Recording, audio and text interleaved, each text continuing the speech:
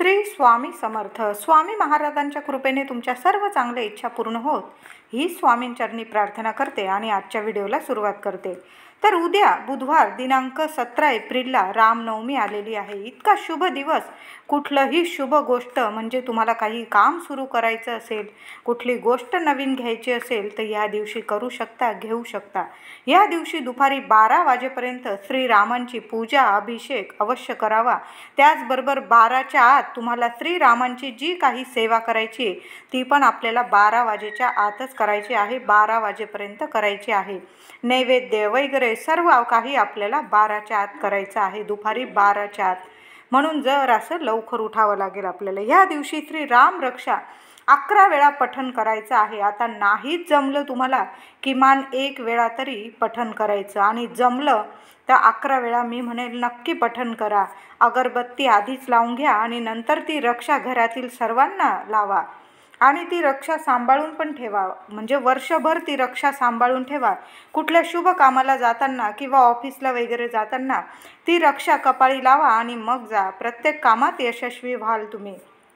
त्याचबरोबर माता लक्ष्मीला प्रसन्न करण्यासाठी देवघरात तुम्ही या दिवशी श्रीयंत्राची स्थापना करू शकता.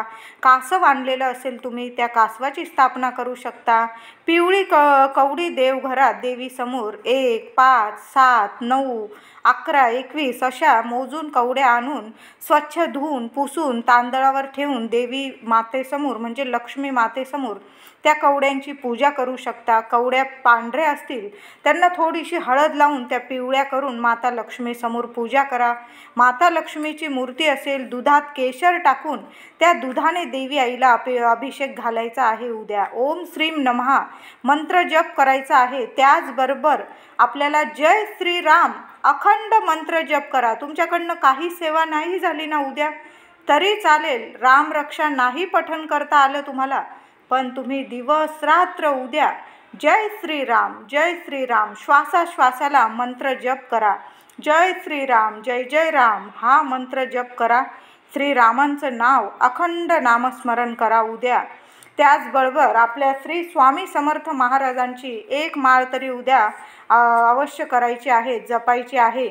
उद्या झालंच तर तुम्हाला 16 वेळा 108 वेळा महालक्ष्मी अष्टकाचा पाठ करा. देवघरात या दिवशी तुम्ही मंगल कलशाची स्थापना करू शकता. तुमच्या घरात जर तुम्ही गुढीपाडव्याला मंगल कलशाची स्थापना राहून गेलेली असेल तर उद्या रामनवमीला खूप शुभ दिवस आहे, मंगल कलशाची स्थापना करा. त्याचबरोबर मूठभर धणे आणि त्यात थोडेसे खडी साखर किंवा साखर वेलची थोडीशी टाकून वेलची बारीक पूड करा. हा नैवेद्य म्हणजे याला पंजिरी असे म्हणतात. हा पंजिरीचा नैवेद्य रामनवमीला आपल्याला दाखवायचा आहे. बरोबर 12 वाजेच्या आत रामरक्षा पठण करून या पंजिरीचा नैवेद्य दाखवून घरातील सर्वांना हा नैवेद्य द्यायचा आहे. बघा, रामनवमी या शुभ दिवशी सोन्यासारख्या दिवशी धन्याचा हा नैवेद्य जर तुम्ही देवघरात दाखवला किंवा तुम्हाला मंदिरात दाखवायचा असेल, तुम्ही दाखवून सर्वांना वाटला तर तुमच्या घरात कायम भरभराट होईल. हजारो नाही करोडोमध्ये खेळाल. पैसा धन सर्व काही मनातील इच्छा पूर्ण होईल. पंजिरीचा नैवेद्य उद्या जरूर वाटा. घरात सर्वांना प्रसाद म्हणून वाटला तरी चालेल. त्याचबरोबर उद्या तांदळाची खीर अवश्य बनवायची आहे. तुम्हाला तांदळाची खीर नाही बनवायची, तुम्ही शिरा म्हणजे रव्याचा शिरा श्रीहरी विष्णूंना म्हणजे सत्यनारायण महाराजांना शिरा प्रसाद, सत्यनारायणाचा प्रसाद किती प्रिय आहे सर्वांनाच माहीत आहे. खीर किंवा शिरा या 2 प्रसादांपैकी नैवेद्यांपैकी एक तरी पदार्थ तुम्हाला बनवायचा आहे.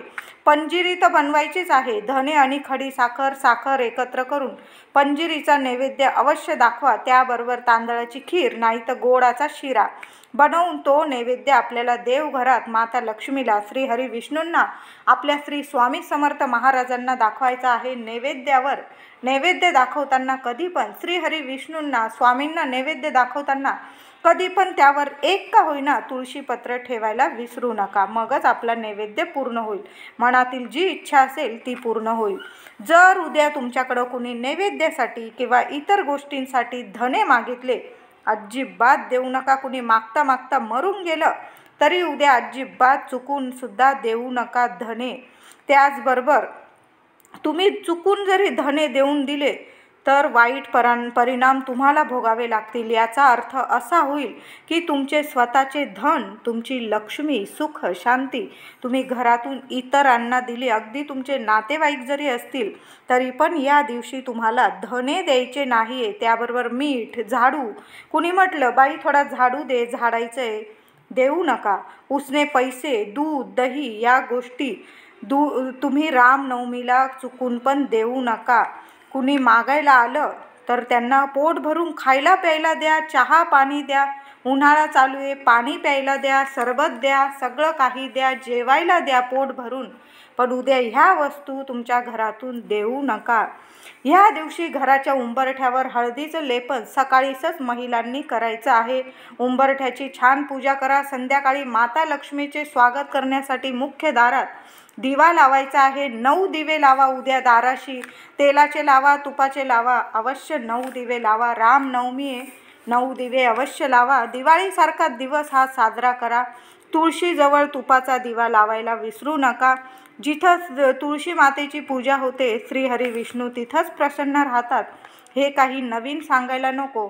म्हणून तुळशी मातेची उद्या हळदी कुंकू वाहून पूजा करा। सकाळी दोन्ही वेळेला तुळशीजवळ तुपाचा दिवा, अगरबत्ती लावा। श्रीरामांना राम तुळस व्हावी। तुम्हाला जर राम तुळस नाही मिळाली, कृष्ण तुळस म्हणजे जी आपल्या दारात आपण लावतो ती तुळस श्रीरामांना अवश्य व्हायची आहे। दुपारी 1 वाजेपर्यंत तुम्ही ही तुळस रामांना व्हायची आहे। देवांना वाहिलेली तुळस एक का होईना पान तिजोरीत ठेवायचं आहे। वर्षभर तुम्हाला घरात पैशाला पैसा टिकून राहील, कसलीही कमी पडणार नाही। तुम्हाला तुमच्या मुलांना आता खूप छान उपाय सांगत आहे। तुम्हाला तुमच्या मुलांना आपल्याला एक वस्तू घराबाहेर फेकायची आहे। उद्या रामनवमीला हा उपाय करायचाच आहे। तुम्हाला तुमच्या मुलांना सारखी नजर बाधा होत असेल, मुलं थोडी प्रगती करायला लागली की काही ना काही आजारपण येत असेल, घरात पैसा टिकत नसेल, आजार येत असेल, मुलांची प्रगती होत नसेल, तुमची कामं अडत असतील, कुणी शत्रू विनाकारण तुम्हाला त्रास देत असेल, तर रामनवमीला संध्याकाळी दिवाबत्ती करून घेतल्यानंतर 2 लवंग हातात घ्यायचे आहे। देवघरात बसा, 2 लवंग हातात घ्या, देवघरात बसा। माता लक्ष्मीला तुमचे दुःख, चिंता, त्रास सांगा, सर्व पीडा सांगा। घरातून दूर होण्यासाठी मी हा उपाय करत आहे असं बोलून माता लक्ष्मी तुझी साथ, माता लक्ष्मी श्रीहरी विष्णू तुमची साथ आणि कृपा असू द्या म्हणून लक्ष्मी नारायणाला प्रार्थना करा आणि त्या 2 लवंग संपूर्ण घरातून फिरवून घ्या।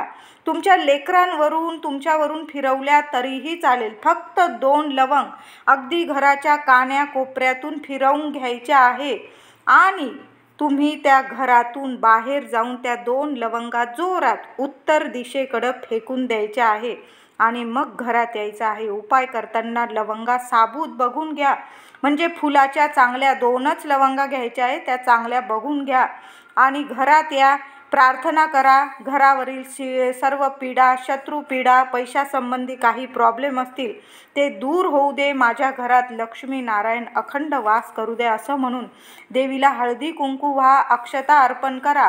या उपायाने शत्रूसुद्धा गुडघे टेकेल असा एक उपाय छान आहे हा। उद्या फक्त 2 लवंगा घरातून बाहेर फेकायच्या आहे।